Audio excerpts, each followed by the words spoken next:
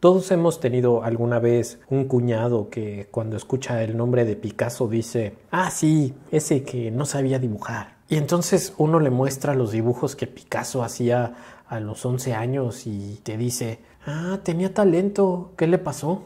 Y esa es la cuestión, ¿qué le pasó a Picasso para poder convertirse en un gran artista? Todos hemos escuchado esa frase del mismo Picasso que decía, me tomó 4 años pintar como Rafael, pero me llevó toda la vida a aprender a dibujar como un niño.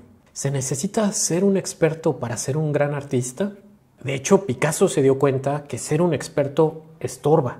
Otro caso es el de Samuel Beckett, que en algún punto decidió empezar a escribir en francés, que no era su lengua materna, justo para empobrecer su estilo. Me preguntarás, ¿es esto una invitación a la mediocridad? Por supuesto que no. Picasso primero aprendió a dibujar y Samuel Beckett primero aprendió a escribir. Pero la cuestión es, ¿en qué momento hay que dejar de aprender para empezar a crear? Uno cree que estudiando y practicando va a llegar a cierta perfección técnica y entonces va a atravesar a un terreno más expresivo y más artístico. La verdad es que cuando uno llega a los límites del virtuosismo técnico, no hay nada más allá. Y más bien ese virtuosismo te encierra. Otro ejemplo serían las pinturas de Francis Bacon, quien primero, digamos, hacía una figura bien hecha y después con una brocha o una espátula empezaba a desdibujar la forma.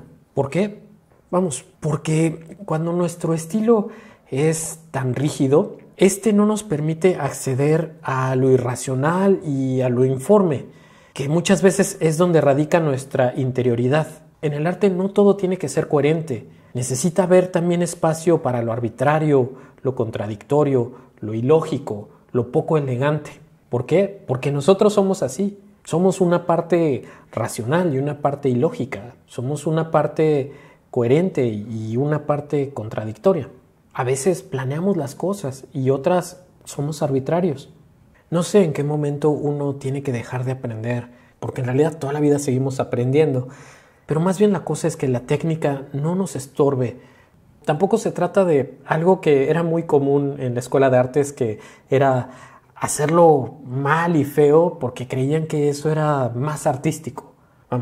Es un tema complejo y que por supuesto no tiene una sola respuesta. Pero me he topado con muchos pintores que se preocupan tanto porque los colores se vean limpios, la pincelada elegante, un acabado con buena hechura. Y sí, sus cuadros están muy bien hechos, pero no transmiten nada.